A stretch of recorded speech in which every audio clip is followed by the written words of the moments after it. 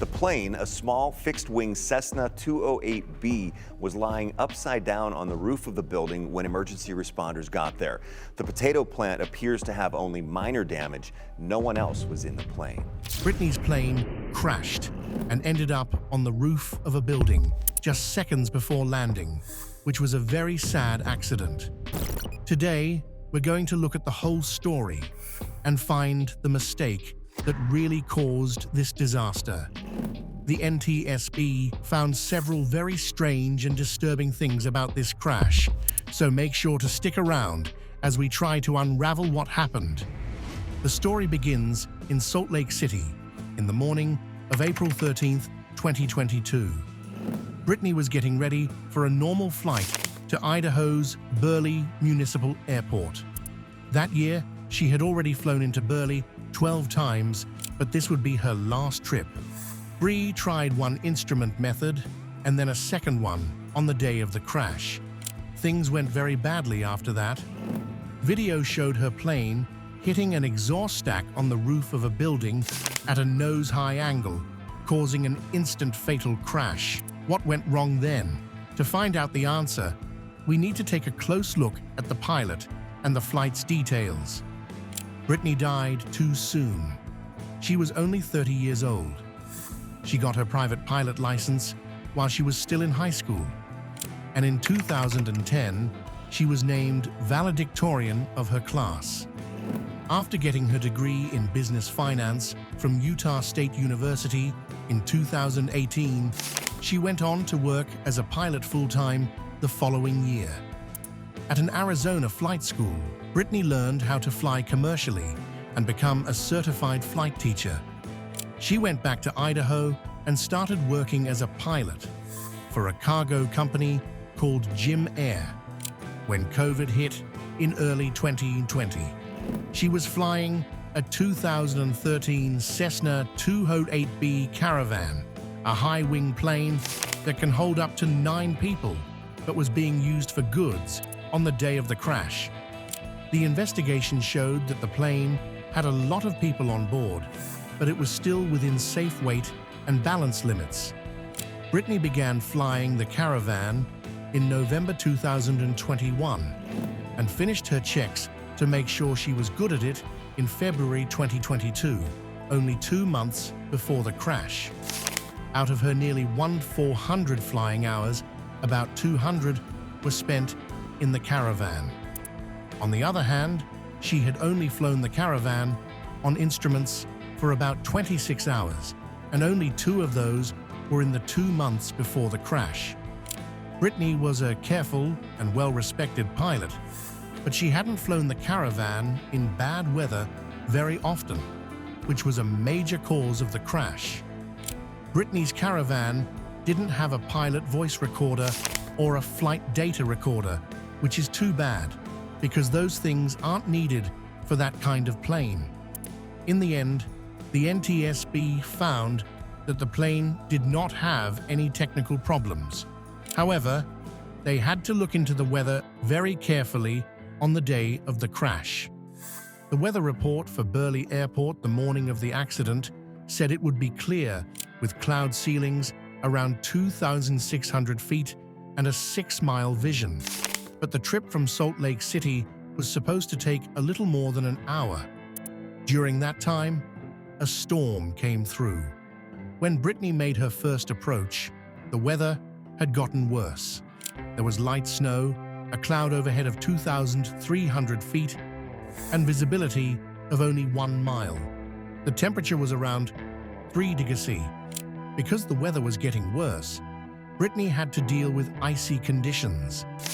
There were some important rules she had to follow, even though the plane had a TKS ice protection system. The plane's instructions said that when it was icing, she had to keep the flaps up and maintain a minimum airspeed of 95 knots. When making an approach in icy weather, the flaps should be set to 10 degrees and not more than 20 degrees, and the airspeed should be at least 85 knots.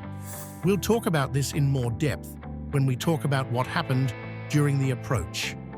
For now, it's important to know that the study found no signs of icing on the plane and that icing had nothing to do with the crash. However, Brittney was still worried about icing since she didn't wish to get stuck in Burley. Since Burley Airport is not controlled, it does not have any tools on the ground to assist with landing. Because of this, company policy told pilots to make a low pass over the runway to see if they needed to check the weather of the airfield. Brittney had tried to land at Burley the day before, but the ground was frozen, so she had to go to Twin Falls instead, which is close by. Pilots weren't forced by her company to land at Burley, and going to Twin Falls instead was a usual and fine thing to do, especially when the weather was bad. Brittney checked in with the approach controller when she was about 20 miles from Burley. The controller told her to wait for the ARNAV approach to runway 20. That brings us to her first try to talk to us. Brittney was able to use the RNAV GPS approach to runway 20 even though the weather was bad. But with only a mile of clear air, it would be hard to see the airport. Another problem was that this wasn't a precision approach, so there was no vertical direction to help pilots land on the right side of the runway. The last part had a visual descent angle of 3.75 degrees, which is higher than the 3 degrees that are usually seen on precision approaches.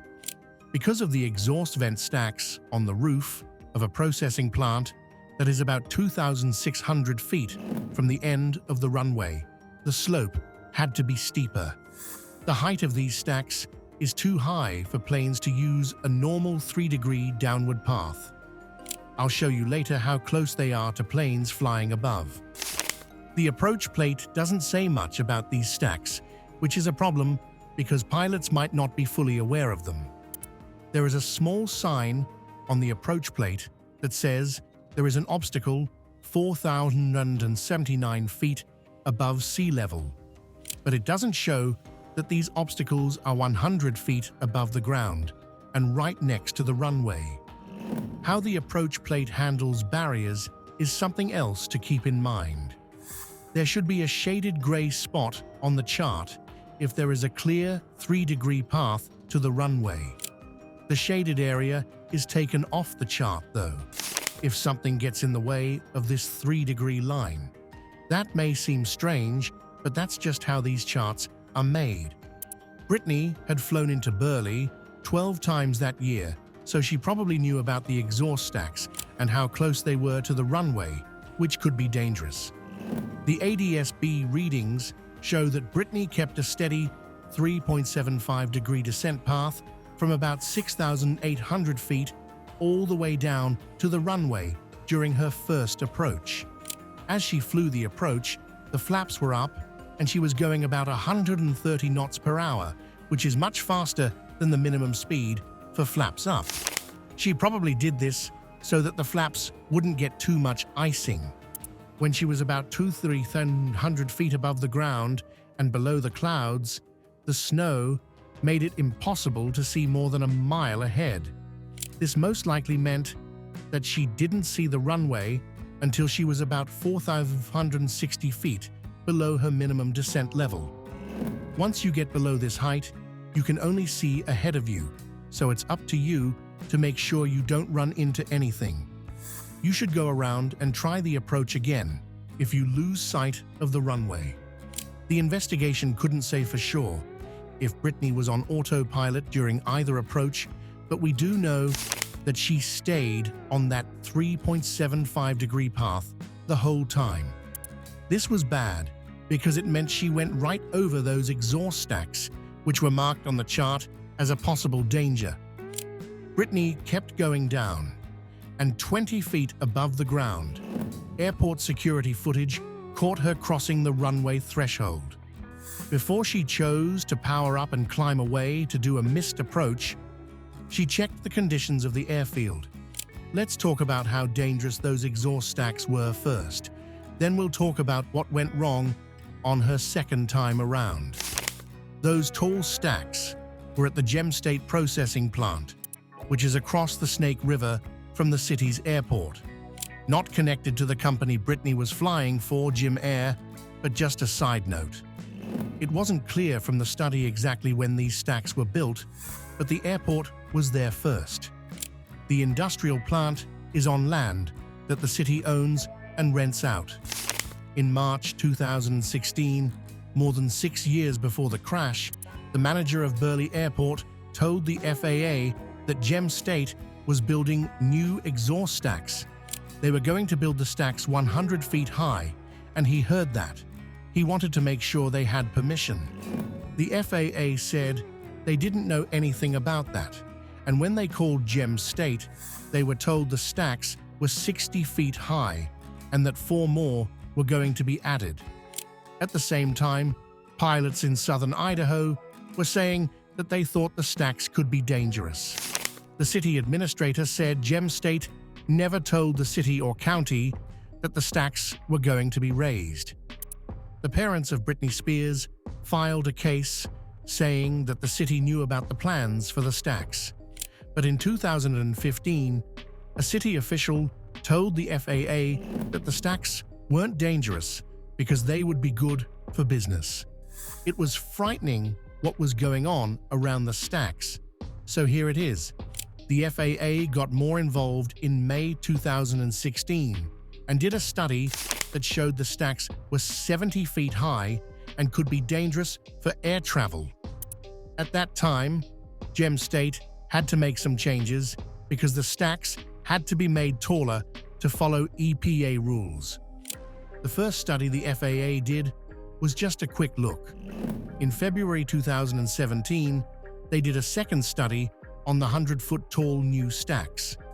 The study's conclusion was that these new stacks were no longer dangerous to plane travel. The FAA said that the stacks had to be painted in orange and white aircraft colors and have red lights that showed when they were blocked. If these lights stopped working for more than 30 minutes, the FAA had to be told right away. Things get a little messy here. The stacks still hadn't been sprayed as needed more than 5 years after the FAA's study. A picture taken right after the crash showed that one of the barrier lights wasn't working, and the stack Britney hit wasn't painted orange and white as it should have been. It wasn't clear from the review if this had been reported to the FAA as it should have been. The lights wouldn't have been very useful if Britney couldn't see them because of the clouds of steam coming from the stacks. The weather on the day of Britney's flight was bad, with low ceilings, poor vision, and strong winds blowing steam right into her path of approach. A video taken by a witness right after the crash shows that the steam was blowing toward the stack that Britney hit, making it hard to see. It's important to remember that Britney flew over these stacks without any problems on her first approach. We'll talk more about them later. That being said, let's look at what happened on Britney's second try and find the real mistake that killed her. The weather at the field was getting better by the time Britney started her second approach. 8 minutes after her crash, the sky had gone up to 3,000 feet, and she could see for 2.5 miles. The weather was a lot better than the first time she tried to get there, but there was still some light snow and ice, so Britney should have set the flaps to 10 or 20 degrees before taking off. But just like the first time, she kept the covers up. What happened next was due in large part to this mistake. There was at least 25 knots less speed for Britney as she flew back on the 3.75-degree glide path to the runway. She slowed down to 85 knots in the end and stayed there for the last 30 seconds of her trip. When she flew at 85 knots with the flaps up, the plane's nose was higher than when the flaps were down. This is where things get tricky. Based on her height and how she would have seen the gauges, the program tells you where the exhaust stacks are. 40 seconds before impact, the stacks could be seen. 30 seconds before impact, they were hidden behind the instrument panel. Britney wouldn't have seen them again until 3 seconds before she hit them, which was too late for her to do anything. How did she hit the stack when she had avoided it the first time it happened? A drawing from the NTSB shows that you should be 40 feet above the shifted runway threshold if you stay on the 3.75-degree path to the runway and are at 1,400 feet on this approach, which is the lowest level that is allowed at that point. That sounds good, but you'll only have 98 feet of space above the exhaust stack Brittney hit. Not a lot of room for mistakes. The really interesting part comes next. A big thanks to Juan Brown from the YouTube station Blanca Leo for pointing this out. Another big thank you to the NTSB for all their hard work on this case. They don't get enough credit for it, so thank you again for everything.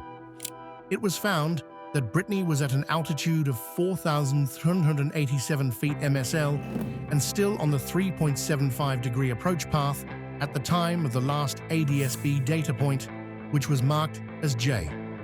Her ground speed was 100 knots, which means she was going down at a steady 450 to 512 feet per minute.